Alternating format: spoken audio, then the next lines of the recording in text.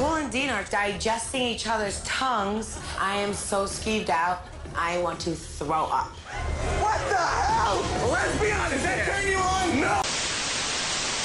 She's got me spending. Oh, spending all your money on me and spending time on me. I can't type. I don't take dictation. I won't sharpen pencils. I can't file. My boss calls me indispensable. Miss Jones, Just a minute. will you make a copy of this? Naturally. That's not the person I am. And tonight I looked at my profile and this guy left me a comment and he was like, just shut up and leave us alone, you douche. You are the epitome of what's wrong with sexism and men in America. I make this video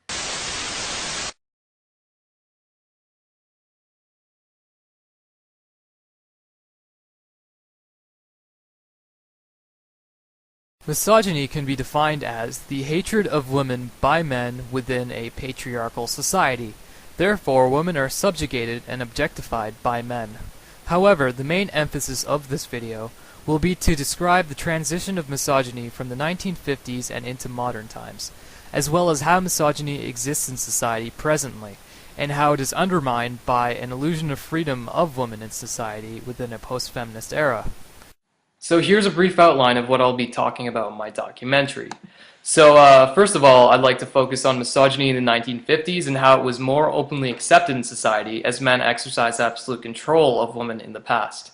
Next, I'll be focusing on misogyny in the present and how it's transitioned into more of an objectification of the female body and how it still exists today in society regardless of post-feminism.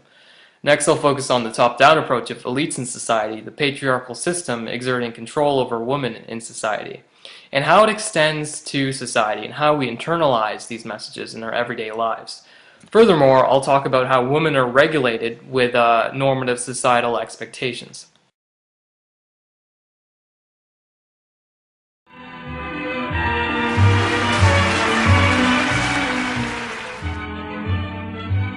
The North American housewife is docile in nature, had little to say, and carried out household duties. Women had traditional roles such as cleaning, looking after children, and cooking for households in North America, and were not able to obtain careers or have any ambitions as well as goals. They were kept in this position of being powerless, and had no other option besides being dominated by male figures within a patriarchal system.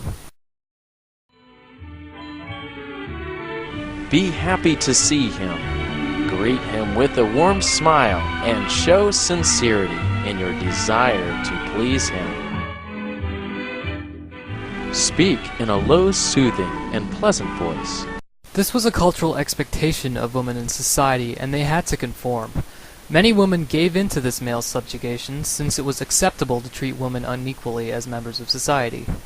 To further illustrate this point, Mark Clapson, writer in History Today, says, "Recent sociologies and histories of suburbia have challenged the established view that suburban women were permanently powerless or victimized." And he also mentions, "In Britain, some doctors and psychologists came to use the term suburban neurosis to describe the predicament of a minority of women, some of whom found refuge from the loneliness of their new homes in the gin bottle or antidepressants." If we take a moment and look at the psychological impacts on women during this period of time, we can see that many of these women suffered with these restrictive conditions.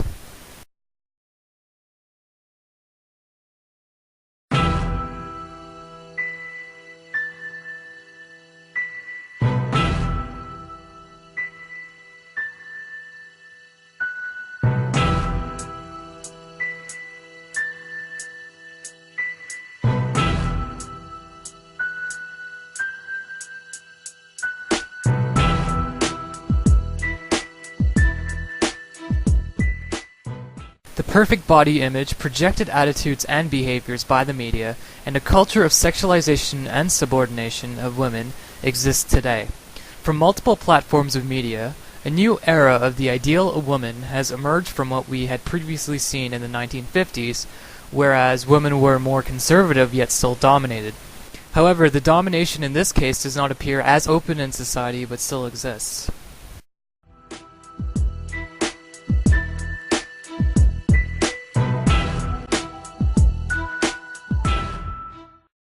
As mentioned before, even within our post-feminist era, particularly after the female rights movement in the 1960s and onwards, the subordination of women has shifted significantly to another sort of subjugation in society, by male figures in a patriarchal system.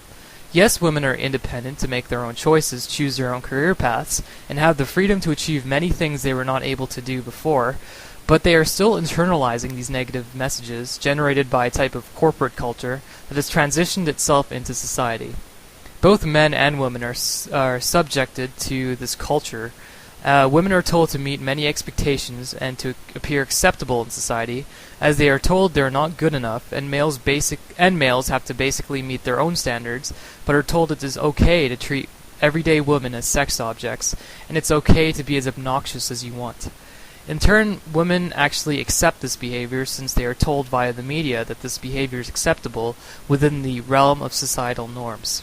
Now, I'd really like to use Jean Kilbourne's documentary Killing Us Softly to further emphasize these points. However, I'm only going to use a small portion of the documentary and elaborate on some of these points that she makes.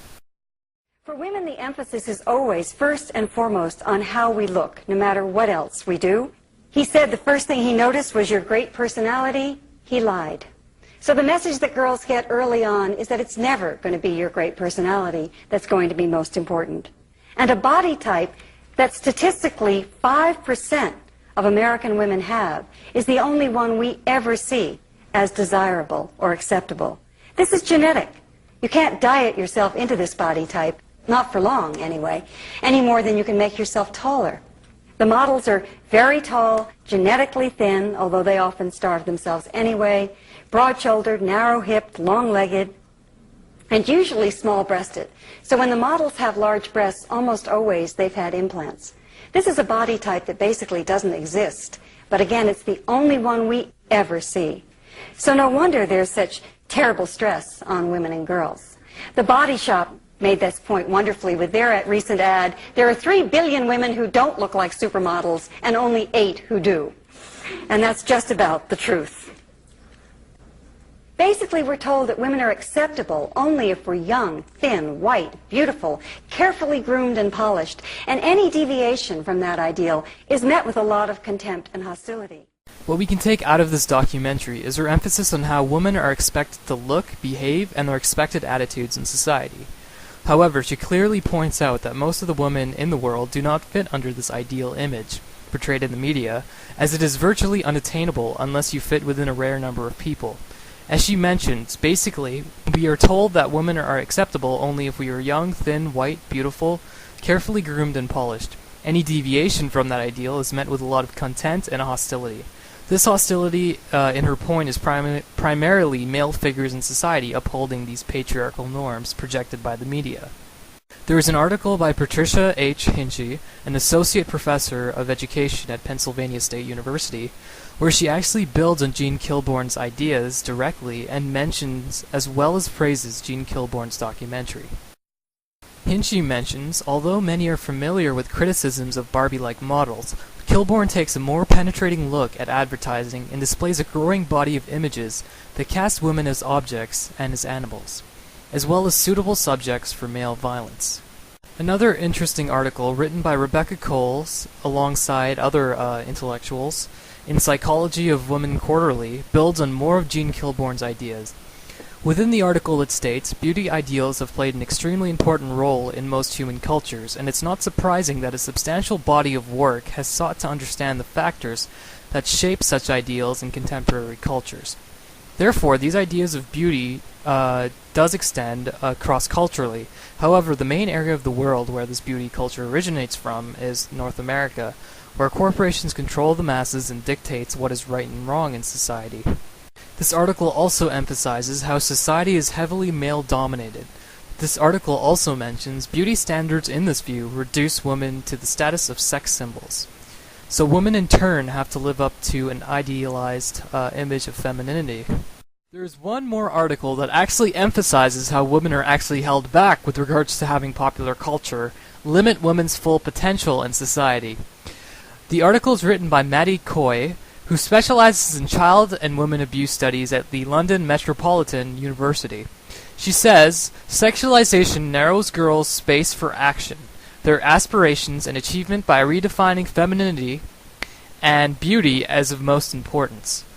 From this article, we can see that women's dreams and ambitions in society are crushed by popular culture. Therefore, this issue is larger than just subjecting women to humiliation with regards to displaying their bodies in a sexual manner, but is actually preventing women from achieving lifelong goals, as they are stuck in a position of subordination. It's quite amazing how popular culture itself is able to suppress factors such as these. In turn, girls don't take themselves seriously, have a low self-esteem, and live in a society full of expectations, and all they have to do, in turn, is turn to their bodies.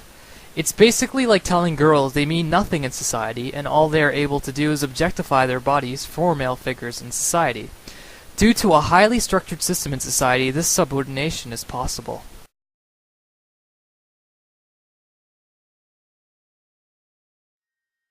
You might want to ask yourself why the entire culture is utterly saturated with mass media entertainment from all sides, while the educational system in America continues its stupefying downward slide since the U.S. government decided to take over and subsidize the public school system. What your government pays for, it gets. When we understand that, then we look at government-financed institutions of education and see the kind of students and the kind of education that's being turned out by these government-financed schools. Logic will tell you that if what is being turned out in those schools was not in accord with what the state and the federal government wanted, then it would change it. The bottom line is that the government is getting what they have ordered. They do not want your children to be educated. They do not want you to think too much. That is why our country and our world has become so proliferated with entertainments, mass media, television shows, amusement parks, drugs, alcohol, and every kind of entertainment to keep the human mind entertained, so that you don't get in the way of important people by doing too much thinking. You had better wake up and understand that there are people who are guiding your life and you don't even know it. It's undeniable that we are controlled by corporations. They control the way all of us in society act, behave, and think. We are clearly no longer individuals, but we are mass-produced. Our minds are manipulated to believe what the media wants us to believe. It is the world that has been pulled over your eyes to blind you from the truth. What truth? That you are a slave, Neo. Like everyone else, you were born into bondage. Our thoughts are barely our own, and whenever there's any deviation from normative behavior, society upholds this sort of media-oriented ideology on various ideas. In this case, with women in society, as mentioned before, men and women internalize messages projected by the media. So it kind of works like a top-down approach. There's a hierarchical system, and we are merely recipients of media messages. A few elites in society who run corporations dictate how we should behave, look, and act in society. Many of us in society are heavily dominated, and many of us don't even realize that there is domination due to entertainment industries, or as I call them, culture industries, that promote patterns of behavior and consumption. Obviously, it's not as open as propaganda was during World War II, where absolute control and domination was an open concept. Wenn der Führer says, wie ist der Master Race? Wie heil, is the Führer's pace? Not involved, the Führer. Welcome, workers of Naziland. What a glorious privilege is yours to be a Nazi. To work 48 hours a day for the Führer. Then the Führer says, we never will be slaves. Die Heil, Heil, but still we work like slaves. However, the control we experience in society is still a form of propaganda, since we have to conform to mass ideologies, as opposed to a form of persuasion where we choose to follow messages. Corporations only do about half the work of promoting messages through the mediums of television, the internet, the radio, and other platforms of media. It is actually members of society that act as a sort of police with regards to holding up normative behaviors promoted by the media.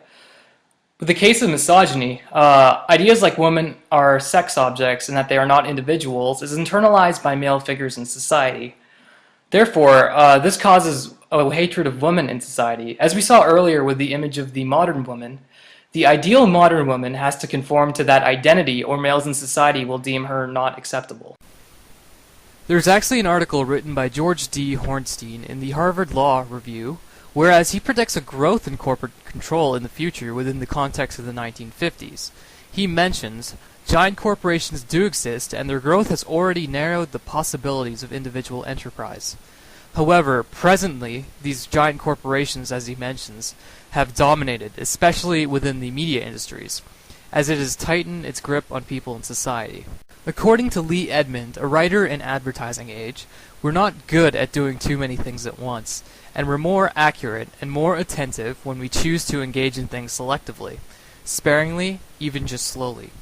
Lee is basically mentioning how we are so distracted by entertainment industries that we are not even aware of this media domination. Next, I want to show a clip from one of the most quoted thinkers within our era who speaks of corporate control, Noam Chomsky. So there's no doubt that one of the major issues of 20th century history, surely in the United States, is corporate propaganda. That's a huge industry.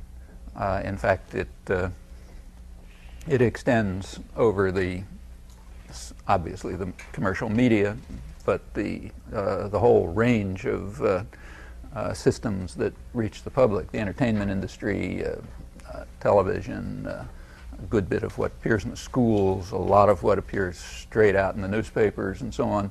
Huge amount of that comes straight out of the public relations industry, which was established in this country early in the century and then sort of developed mainly in the 20s and on, and has become an enormous industry. It's now spreading over the rest of the world, but it's primarily here.